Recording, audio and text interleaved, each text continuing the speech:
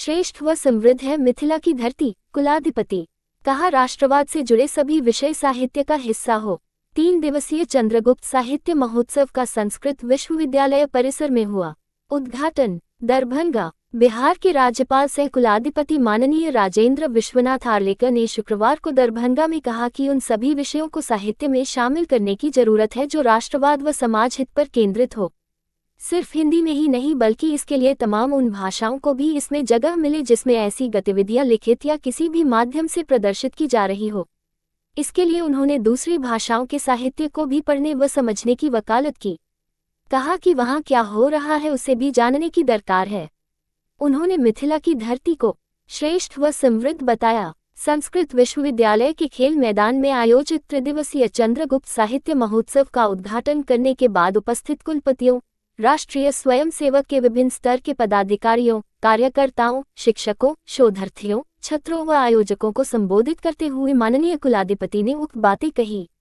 उन्होंने कहा कि उत्सव व उत्साह मिलकर महोत्सव को सफल बनाते हैं। इस महोत्सव में काफी गूढ़ विषयों पर चिंतन, मंथन व मनन होने वाला है जो अच्छी बात है। 3 दिनों में जिन गंभीर विषयों पर चिंतन मंथन होगा उसके फलाफल को पुस्तक के आकार में भी समाज के सामने लाने की जरूरत है। समाज के लिए कुछ नवनीत करके जाएंगे तभी महोत्सव की असली सफलता मानी जाएगी। इसी क्रम में उन्होंने महोत्सव के आयोजकों के लिए एक टास्क भी दिया। कहा कि आने वाले समय में मुझे क्या करना है, यानी समाज किस ओर जाए और वह भी कैसे। भविष्य का चिंतन प्रवाह किस ओर जाएगा, इस पर महोत्सव में मुख्य फोकस देने की जरूरत है। राष्ट्रवाद व राष्ट्रीय एकता मुख्य परिधि में होनी चाहिए।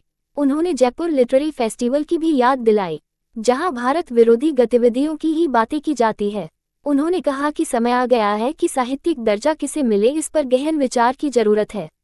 राष्ट्रवादी विचारधाराएं कैसे आगे आएंगी, इस पर भी चिंतन होना चाहिए। उक्त जानकारी देते हुए पीआरओ निशिकांत ने बताया कि महामहिम ने फिल्म, सिनेमा, नाटक, उपन्यास, कविता, यहाँ तक कि कहानी श्रुति के उन सभी विषयों को साहित्य में शामिल करने का पुरजोर समर्थन किया जो राष्ट्रहित व समाज हित पर आधारित हो। इसके लिए उन्होंने महाराष्ट्र साहित्य सम्मेलन की प्रशंसा की।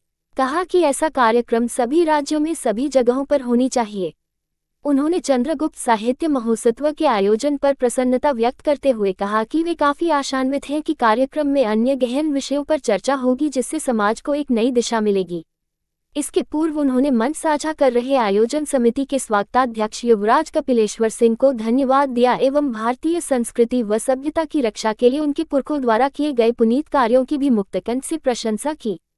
उद्घाटन सत्र को युवराज कपिलेश्वर सिंह, साहित्य अकादमी दिल्ली के उपाध्यक्ष डॉक्टर कुमुद शर्मा, कार्यक्रम के संयोजक राजेंद्र गुप्ता, नरेंद्र ठाकुर ने भी संबोधित किया।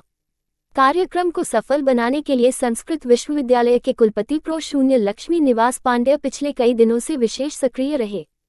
एलिन मिथिला विश्वविद्यालय के कुलपति डॉक्टर संजय कुमार चौधरी ने भी अपनी गरिमा में भागीदारी निभाई। कार्यक्रम में बिहार के अधिकांश विश्वविद्यालयों के कुलपतियों ने भाग लिया। विशेष सक्रिय रहे स्वागत समिति के सदस्य। कार्यक्रम को सफल बनाने व अन्य व्यवस्थाओं के लिए कुलपति प्रो शून्य पांडेय के निर्देशन में गठित 8 सदस्यीय सहयोग समिति के सभी सदस्य, अध्यक्ष छात्र कल्याण डॉक्टर शून्य शिवलोचन झा, कुलसचिव प्रो ब्रजेशक्ति त्रिपाठी, परीक्षा नियंत्रक डॉक्टर मुकेश कुमार झा, विकास पदाधिकारी डॉक्टर पवन कुमार झा, सहायक प्राचार्य डॉक्टर शून्य रामसेवक झा, सी डॉक्टर शून्य दिनेश झा, भू संपदा पदाधिकारी डॉक्टर उमेश झा तथा विधि पदाधिकारी डॉक्टर कृष्णानंद मिश्र आज विशेष सक्रिय रहे। किसी को कोई परेशानी न हो इसका भरपूर ख्याल रखा गया। कुलसचिव प्रो शून्य त्रिपाठी पूरा वक्त गतिशील रहे। वहीं कार्यक्रम पदाधिकारी डॉक्टर सुधीर कुमार झा के नेतृत्व में एनएसएस स्वयंसेवकों ने भी व्यवस्था में सहयोग किया। प्रिंट, विजुअल, इलेक्ट्रॉनिक मीडिया के बंधुगण, आप सबों का इस पावन मिथिला की धरती पर अभिनंदन और स्वागत करते हुए मुझे अपार हर्ष हो रहा है। बिहार की धरती सनातन काल से शौर्य प्रज्ञा की 2 धाराओं का संगम रहा है।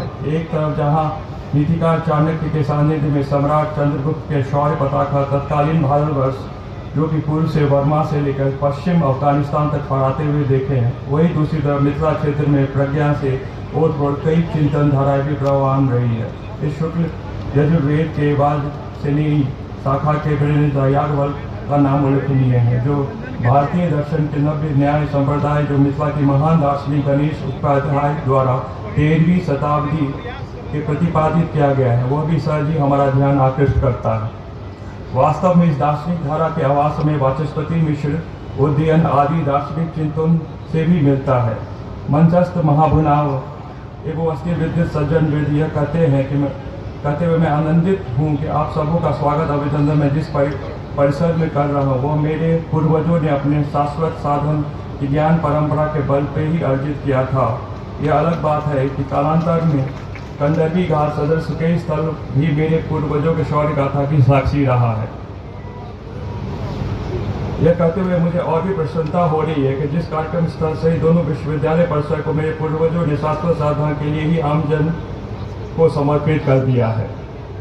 एतावता इस चंद्रगुप्त साहित्य महोत्सव के मुख्य विषय शौक के जागरण के क्रम में मिथिला के जो और मुख्य नाम उभरते हैं, उनमें मेरे पूर्वज महाराज महेश ठाकुर, कवि विद्यापति, कैश्वर चंद्राजा, मंडन मिश्र, भारती मैत्री आदि का नाम अग्रणी है।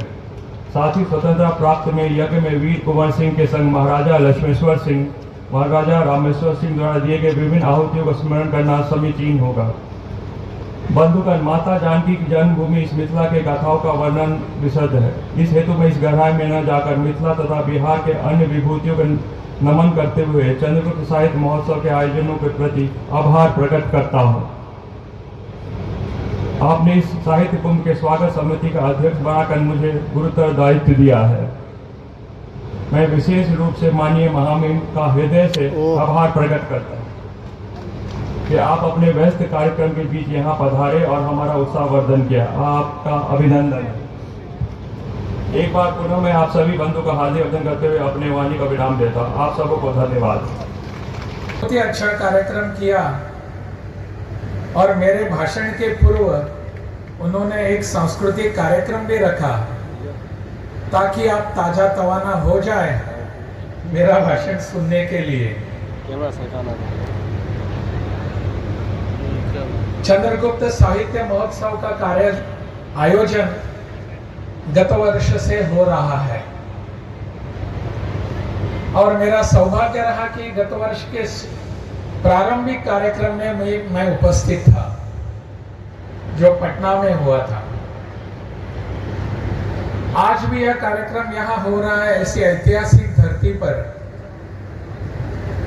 मुझे युवराज कपिलेश्वर के साथ बैठने का सौभाग्य मिला, उनके राजवाड़े पर, उनके घर पर, निवास पर। तो उस समय भी बहुत सारी बातें ध्यान में आ गई कि यह धरती कितनी श्रेष्ठ है, कितनी समृद्ध है और इसी को ध्यान में रखकर युवराज के उनके पूर्वजों ने इस धरती की संस्कृति को, यहाँ की परंपराओं को, यहाँ के इतिहास को संजो कर रखने के लिए कितने बड़े प्रयास किए हैं। हम जिस परिसर में यहाँ यह कार्यक्रम कर रहे हैं, यहाँ 2 विश्वविद्यालय स्थित हैं और दोनों विश्वविद्यालय अपने अपने ढंग से यहाँ की शिक्षा को बढ़ावा दे रहे हैं, संस्कृति को आगे बढ़ा रहे हैं। और ऐसे इस पावन धरती पर, माहौल में, वातावरण में हम यह साहित्य सम्मेलन कर रहे हैं। इसको महोत्सव का कहा गया है। स्वाभाविक है, महोत्सव का अर्थ ये होता है थोड़ा उत्सवी वातावरण होता है, उत्सव भी होता है, उत्साह भी होता है। और उत्साह और उत्सव जब मिलता है तो हमारे देश के लोग इतने उछल जाते हैं कि मानो यह मेला हो गया है। मेरे पूर्व वक्ताओं ने इसको मेला का भी संबोधन दिया था, लेकिन मैं इसको सम्मेलन कहना चाहूंगा। मैं गोवा की धरती से आता हूं और उसके बगल में वहां महाराष्ट्र भी है। वहां अपनी भाषा के मराठी साहित्य सम्मेलन गोवा में भी होते हैं और महाराष्ट्र में भी होते हैं। उन सम्मेलनों में जाना, उनके वहां उपस्थित होना भी मेरा बहुत वर्षों से कार्यक्रम रहा है। एक विशेष व्यक्ति के तौर पर नहीं, साहित्य में रुचि रखने वाला एक साधारण व्यक्ति के रूप में इन सम्मेलनों में जाना चाहता हूं मैं। आजकल इन दिन ऐसे जाना मेरा बहुत कम हुआ है मेरे पद के कारण, परंतु यहां आने के बाद मुझे फिर से वही वातावरण देखने को मिला। वहां के साहित्य सम्मेलन और यहाँ के साहित्य महोत्सव, इसमें बहुत सारे अंतर हैं। आयोजकों ने वहां के साहित्य महोत्सव के बारे में कुछ देखना पड़ेगा और यहाँ हम क्या कर सकते हैं इस पर विचार भी करने की आवश्यकता है।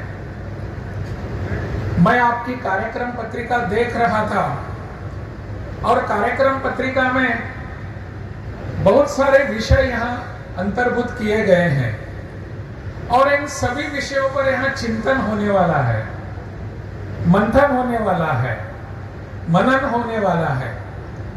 और इस पर आप सभी, कुछ सत्र तो समांतर सत्र भी हैं, परंतु आप अपना अपना विचार यहाँ रखेंगे।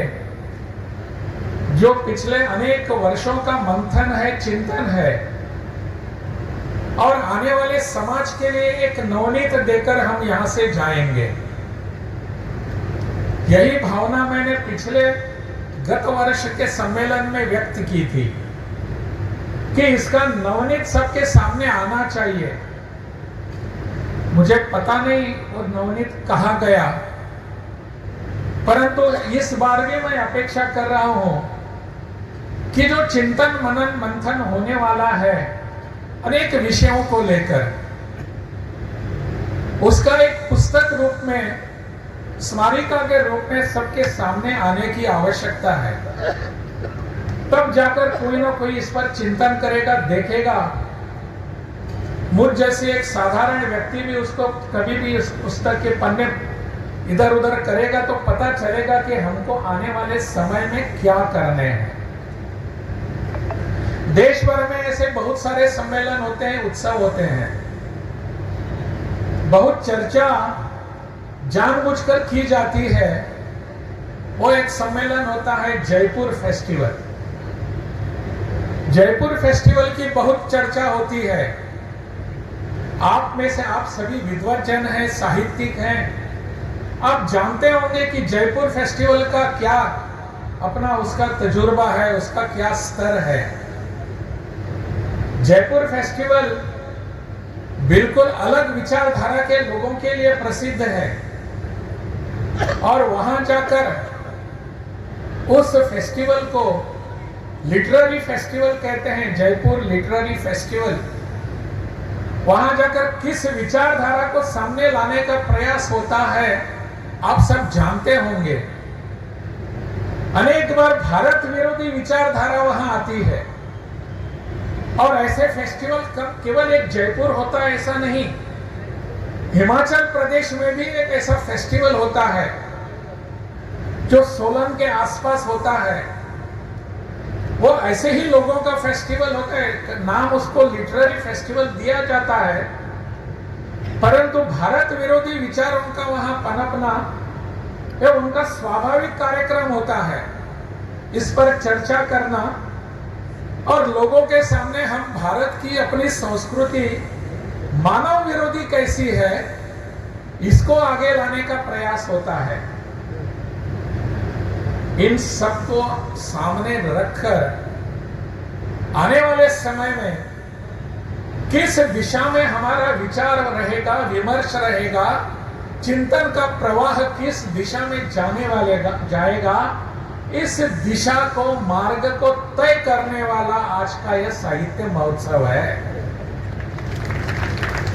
हम आने वाले समय में क्या करना चाहेंगे, इस विषय को लेकर हमको आगे बढ़ने की आवश्यकता है। आने वाले 3 दिनों में आप सब वहां बहुत कुछ करने वाले हैं, चिंतन मंथन वगैरह, परंतु साहित्य का दर्जा किस साहित्य को मिलना चाहिए, किस कृति को मिलना चाहिए, इस पर भी चिंतन होने की आवश्यकता है। मैं बहुत बार साहित्य की पुस्तकें पढ़ने का मेरा प्रयास होता है। साहित्य में क्या क्या आना चाहिए? सिर्फ उपन्यास आने चाहिए क्या? साहित्य के निबंध आने चाहिए क्या? प्रबंध आने चाहिए? कविताएं आना चाहिए? काव्य लेखन होना चाहिए?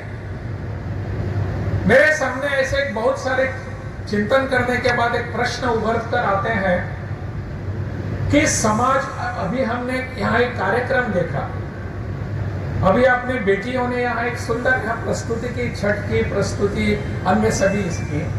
उसके पूर्व एक छोटा सा नाट्य मंचन हुआ।